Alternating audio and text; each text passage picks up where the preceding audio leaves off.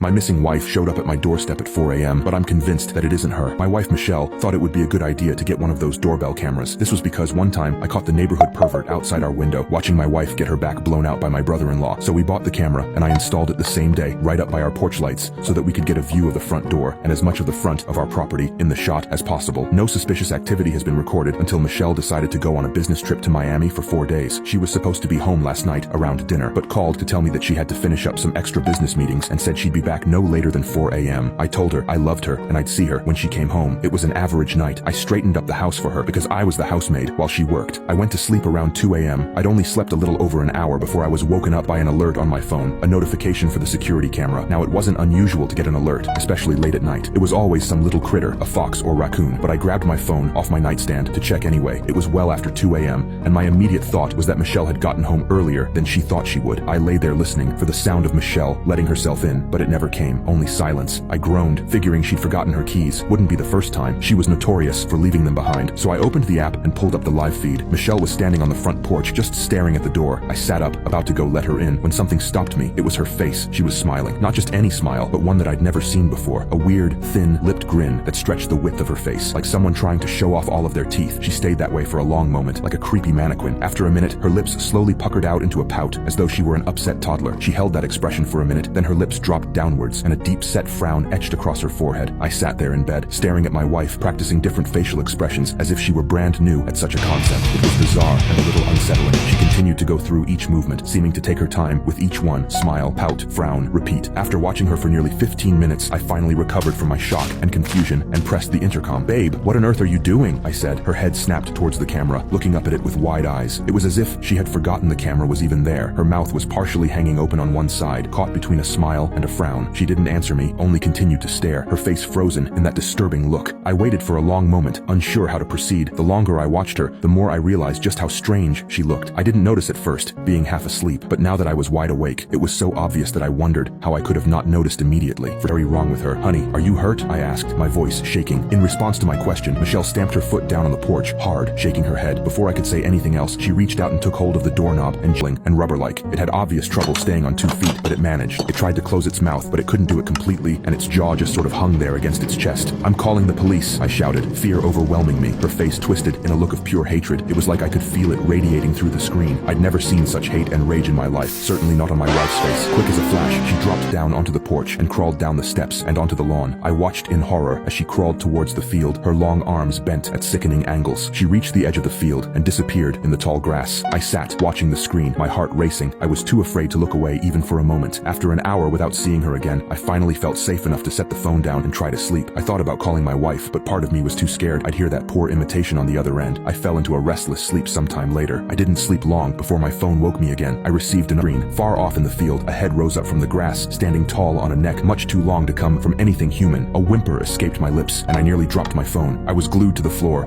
unable to look away from that thing watching my house. The head bobbed slightly, then the body rose upwards to meet the head, like a slinky sliding back in position. It stood in the field watching. Then, to my terror, it began shuffling quickly towards the house on jerky legs. I couldn't help but scream. It was coming for my wife, and it was coming fast. I ran down the hall, dropping my phone in the process, and rushed to open the front door before she could get attacked by whatever creature that was. I dragged my wife inside hurriedly, and she looked at me with extreme confusion and frustration. "What the hell, Cornelius? Is everything okay?" she said. "There was something outside about to attack you. We're safe now." After about 10 minutes of arguing and showing her the footage from our front door, I finally managed to convince her that I wasn't just being crazy. We ended up going to bed at around 6 a.m. and everything seemed fine, except when it hit 7:03 a.m. My eyes instantly opened like it was some sort of primal instinct. I was facing the outside of my bed and had this feeling that my wife was staring at me with an unshakable gaze. She was breathing heavily towards my direction. I could smell her breath all the way from here. I quickly glanced behind me to see if my instincts were true, and they were. Her eyes, they were open, but she was sound asleep and breathing as loud as an obese man on life support. I turned back to face the other side of the bed, and right when I did, my doorbell rang. I opened my phone, and standing outside my front door was my wife, but she actually looked like my wife more than the person at my door previously. Then it hit me. Who the fuck did I let in?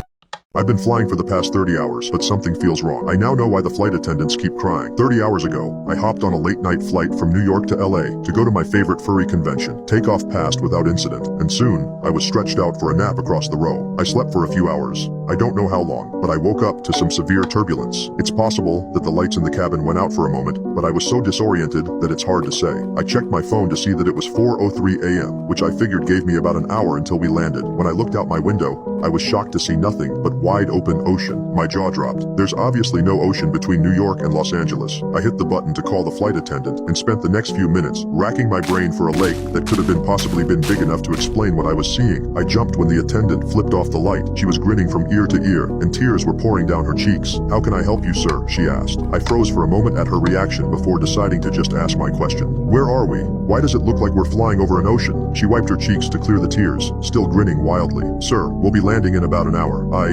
Okay, thank you," I said. After she left, I checked the clock on my phone again. 4:03 a.m. blinked back at me. It hadn't changed. I had to have been waiting with my call light on for at least 5 minutes. How was it possible that it hadn't changed at all? I opened up my laptop and saw it too displayed 4:03 a.m. I pulled out my phone, started a stopwatch in the app, and spent the next 2 hours looking back and forth between the clocks, waiting for them to change. They never did. I tapped the shoulder of an older woman sitting in the row ahead of me. She looked back, an annoyed expression across her face. "Yes?" she asked. "Do you know how long until we land?" I asked. She narrowed her eyes. "That flight attendant said it would be about another hour." I shook my head in confusion. "That flight attendant? We talked almost 2 hours ago. We should have landed already." She stared at me as if I was crazy. I was going to continue trying to convince her, but I felt a hand on my shoulder. I spun to see a male flight attendant grinning down at me, tears pinging off his cheeks onto my shoulder. "Sir, I'm going to ask you to calm down, or I'll be calling the captain." I told him that wouldn't be necessary and sat back. He removed his hand and stepped away. The flight attendants continued to stop by every few hours offering meals. My stopwatch continued to tick up and is now telling me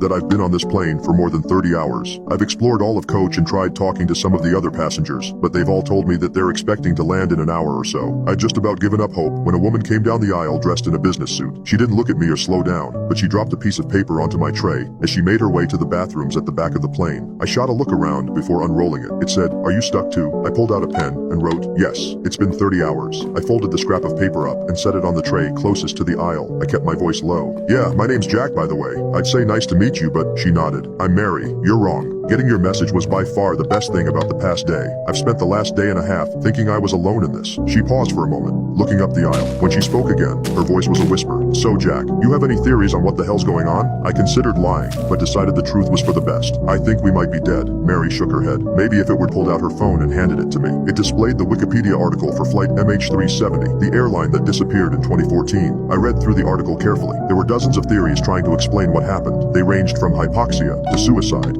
to aliens. "Doesn't tell us much," I said. "Not much other than that this may have happened before," she said. "How about you? Any theories as to why anyone else can't see what's going on?" We talked it over and realized one thing we had in common was that we were both fast asleep at 4:03 a.m. There's no way we were the only ones asleep at that time though. Maybe everyone else was just napping. I don't know about you, but I was well and truly asleep. The cabin lights flicked off and a dozen red emergency lights in the floor flicked on, casting the cabin in a red glow. The intercom crackled to life saying, "Passengers, please return to your seats. The seatbelt sign is fastened, and we may experience some turbulence. We'll be landing in about an hour." Mary froze. "Should I go back?" she asked. "Maybe they won't notice if you're gone, but maybe they already know and they're just trying to separate us." Mary nodded. "We should stay together. That's a better idea." The intercom crackled again. "Ladies and gentlemen, I am pleased to announce the arrival of the captain. We'll all be given the opportunity to speak with him. Please remain in your seats until he calls you. If you need assistance, don't worry. A flight attendant will happily help you on your way." 4 flight attendants passed through the curtain and made their way down the rows towards us. Grins stretched wide across their faces. They were still crying, but this time the tears streaking their faces were darker. It's hard to say with the lighting, but it looked like blood. My eyes weren't drawn to them though. I looked over their shoulders, at the figure standing near the front of the plane. It was a black silhouette standing beside the cockpit door. It was at least 8 feet tall and pointing towards us with a single finger. It had called us. "The bathrooms!"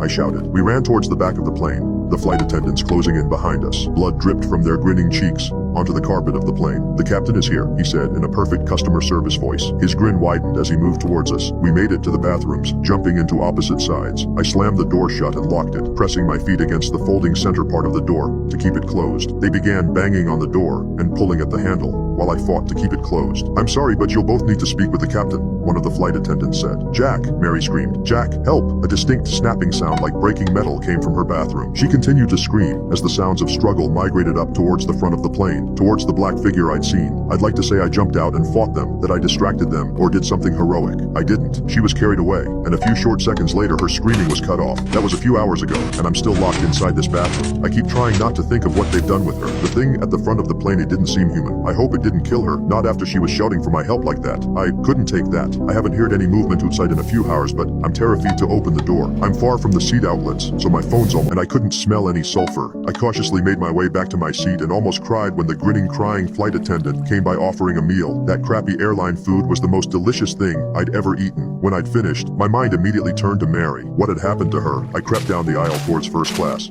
trying to keep a low profile. Surprisingly, the flight attendants were nowhere to be seen. They'd almost seemed to relieve the pressure inside the airplane forced the doors closed, but I figured that nothing about my situation was normal. If this didn't work, I'd find some other more painful way to go. I grabbed at the handle and swung it up. To my shock, the door opened easily, though no wind of any kind whipped around the cabin. It remained the standard, slightly too cold temperature that it had been for the past who knew how long. The open door called to me, a black portal out of the plane. I stared at it for a long moment, almost too long. An attendant's hand grabbed my shoulder, pulling me away. In a fit of anger and strength that surprised me, I wrenched away and jumped out of the plane. The wind whipping past my face was almost magical. A new sensation after so many months of the same. The ocean below me grew closer and larger, and I realized that suddenly, I didn't want to die after all. It grew larger and larger and larger, until it seemed that all I could see was darkness and waves. I impacted the surface of the water so fast and hard that my entire body jerked around in the seat. I pulled my hand back, sucking at my bruised knuckle. I'd hit it on the seat in front of me. No, I whispered, then shouted, no, no, no. A flight attendant ran down the aisle, kneeling beside me. Are you okay, sir? I clenched my hands into fists, almost swinging at her, but then I realized she wasn't grinning, she wasn't crying. To be honest, she looked a little scared of me. I reached my right hand down to my pocket, where I could feel my now unbroken phone. 4:04 a.m. Sir, if you can calm down, we'll be landing in about an hour. My mouth tasted like ash. Thank you, I managed. I will. I stared unblinking at my phone. It now displayed 4:05 a.m. Then I looked out my window and began to cry at the sight of city lights below me. We did land in about an hour. I can't even begin to explain why or how, but I'm currently sitting in an airport cafe typing this out. I'm free, I'm out, and I'm never going flying again.